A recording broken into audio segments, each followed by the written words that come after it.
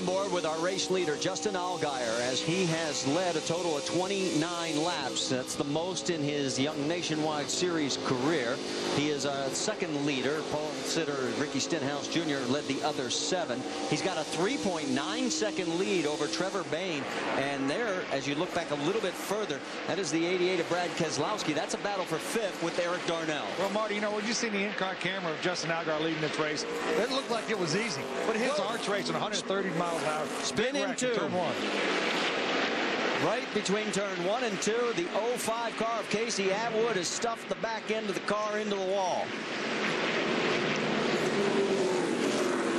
We now have our 3rd caution. And every car that is still out there is on the lead lap, so we don't have to worry about a lucky dog. We can update you that Jeff Fuller has pulled behind the wall, so that brings our count to 10 cars, either off or out of this race. Marty, I looked up, and that 05 car was just spinning violently. I mean, he clobbered that wall hard. I mean, that was a hard hit. I mean, I don't know what started this thing early, but boy, he clobbered it. Rusty, let's talk about this wall you got around this racetrack. It's the only racetrack that has a safer barrier all the way around without concrete banking. Yeah, it's a brand new technology that Nebraska State University dreamed up, Randy. And as you see right there in the shot, it has no concrete wall. It's put in a big concrete foundation. It's all new technology. And when we decided to build this new track, it was available, so we went with it. All right, my question for both you guys is, do you pit or do you not? We're only working lap 40. Man, we're drivers. We don't know. Hey, we're just paid to drive the car. I believe, Marty, that I'd be coming down pit road and putting some tires on the car, taking a look at it right now. But Justin Allgaier is flat flying out there. He's put 0.2 of a second on all these guys every single lap. So he's got a good handle on the car. But pit road is still closed, so they're going past this time right now. We'll see what happens next time around. I say yes. They have tires. They have 3 sets in there. They're going to get it on the car. If the leader don't, else is gonna. Well, I talked to Justin Allgaier yesterday after that last practice, and he said, you know, we ran a set of tires for 100 laps, and it didn't fall off that much. So a lot of guys have said. Yeah, so I mean, you could stay out there for track position. And what I'm hearing right now, a lot of guys think the tire's a little bit too hard. It's a brand new track. Goodyear came conservative here. And the tire is lasting a long way. Doesn't have the grip they want, but it's a good conservative tire. Let's take a look here. Well, it's the tail end of it. It was already gone. I mean, if you get up too high going into one, there's been a lot of. There was a USAC race last night. On the very last lap, a guy blew up. Cameron Dotson won, and then Carl Edwards' car. But the track could be still a little bit dirty with a hard tire. Boy, it's not a lot of grip. So we'll find out who is going to be a taker onto pit lane as they are now working into turn number 3 here at the Iowa Speedway. Pit road is still closed, so they'll have to go one more time around. So far, Justin Allgaier, who has controlled the majority of this early race with Trevor Bayne right behind him. A lot of young kids, but you know, you look a bit further back. Kevin Harvick has moved up to 12th. Kyle Busch has moved to 14th. Carl Edwards to 16th. I think we're going to see some pitch strategy. I think we're going to see guys do some 2 tires on this gig, you know, to change the characteristics of the handling of the race car. Well, Randy, that's a good point. And one thing this extended caution period's done right here. Now, we've passed this entry, this pit road 3 times now. It's to let all these crew guys think a little bit about what they want to do.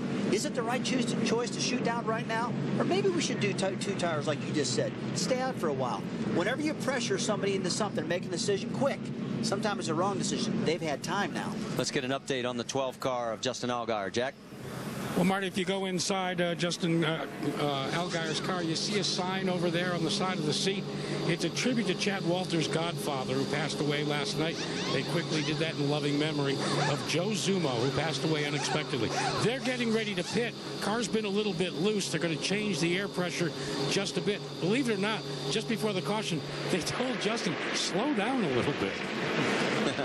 All right, it looks like everybody is going to come down pit lane. So heading towards you, Mike Massaro, as we'll go triple pits. And Carl Edwards has been complaining the car's a little bit tight in the center and off, but very concerned about the adjustments. Does not want to be loose in. So what they're going to do is raise the track bar and also make an air pressure adjustment to the left rear, a 4-tire change on the 60. Jack? Sunoco fuel going in on your leader, the 12 of Justin Allgaier. They're going to try and cure that loose condition with just a little bit of an air pressure adjustment. Rick. And Trevor Trevor Brain brought his car in, 2 tires, track bar adjustment. They had a problem with the fuel, however, and the fuel was leaking out onto the track. I'm not sure how much they actually got into the car. Yeah, we can see it down from our position.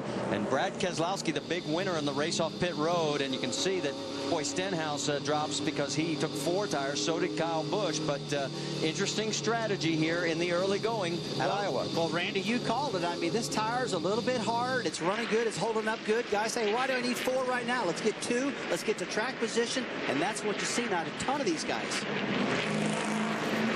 Let's go back because Justin Allgaier had some contact. Watch the right front. Rusty, that was one of your pits. You say, okay, that's a great pit, but the problem is when the guys behind you come in, you shoot out and that guy's coming in. Chase that tire so I can get that tire back. There's the fuel, and you could see he had trouble, and just what Rick was talking about, how much of that can actually got in. Well, you don't need a lot of fuel because you're only running 40 laps. That's true, but you know, only half that can. It looked like the neck on the can stayed open, which just dumped all the fuel out. Guys, I don't think the damage on the right front of Justin Allgaier's fender is too bad at all. It looks good. It looks like it's pretty well out. It might hurt the performance a tad bit, but I tell you what, I've seen him a lot worse. He got lucky right there. And he also said he was loose. So, you know, that's going to tighten him up a little bit. That will. That will tighten him up a little bit. Let's get an update on the 12, Jack. Guys, exactly what you're talking about is what Chad Walters just told Justin Allgaier. Said he called it a wrinkle. He said might actually help the car. Well, Brad Keselowski is our race leader now, so that's our 3rd different leader, and he has decided to take the inside for this restart. He can do whatever he wants. That's right. He's a leader. Yeah, but Justin Allgaier likes the outside, so I'm thinking he's happy with the decision as well. We're back to green flag racing here at Iowa. Good start for Keselowski. And that does work on you. When you're a driver, you know you got a little damage, Rusty. You're just a little bit lenient going in that first corner. After this next round of pit stops, I guarantee his crew chief will be talking to him, saying, be careful exiting. He'll be watching real hard because, again, this is the first time these cats have run here. They got to be a little careful, and they got to get some knowledge. But they're also going to watch who's coming into the pits. That was a 62 car, so they're going to watch and maybe talk to the 62 about staying out a little bit. Kevin Harvick's up to 10th position, guys. These bunched cautions have done exactly what they did last week. It's allowed these guys to tighten up every time, and here he is working his way with Kyle Busch on the outside in the 18. Ricky Stenhouse right in front of him. I told you could have started that sucker in Des Moines. Now he's going underneath. That's the fastest pizza guy in Iowa right now, isn't it? He is running that top lane. Look at him. We know Kyle Busch loves the top of the racetrack. Now he's clear. Let's see what he does when he gets on the back straightaway. Top or bottom? Oh, he chose the bottom of the racetrack. Of all our double-duty drivers, Kyle Busch has made the most of the opportunity right now. He's up to 9th. Harvick is in 11th. I just love watching these double file restarts. These guys just hammer down on these restarts. They get a lot of positions picked up. And we saw this last week at ORP. Real exciting there. Kyle's going underneath Trevor Bayne. Bayne, our pole sitter last week, had a good qualifying effort earlier today, and he holds him off for that lap. On Thursday and Friday, we talked to a lot of these guys that the tires weren't making a big difference. You cool them off and went back out, they run just as well. Put stickers on it, they're only about 2/10 quicker. 2 tires are a great call. Let's get more on the 99 from Rick DeBrule. Yeah, just want to update what happened during his pit stop. They made a couple of adjustments. One at the track bar. They also changed the air pressures on that car.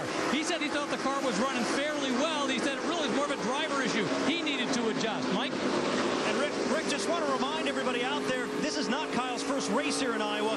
He was back here in May and went to Victory Lane in the Camping World East-West combination race. At that particular event, his crew chief, Jason Ratcliffe, brought a couple of engineers. They scouted this racetrack out, so they had an idea how to set this car up when they got here. It has worked out pretty well. The car is very good. Just a little bit tight center before that last pit stop. They took a round of wedge out of the right rear, made an air pressure adjustment, and 4 tires, but the 18 car is flying. And he is well ahead of Ricky Stenhouse Jr. and Kevin Harvick right now. Harvick's got his hands full with Stenhouse, trying to get around him. Behind him is the 38 of Jason Leffler and also the 10 of Kelly Byers. So The action continues up front. Brad Keselowski has opened up a 1.2-second lead here over Justin Allgaier at the Nationwide Series race at Iowa, presented by GoDaddy.com. There's your top 5 after 51 of 250.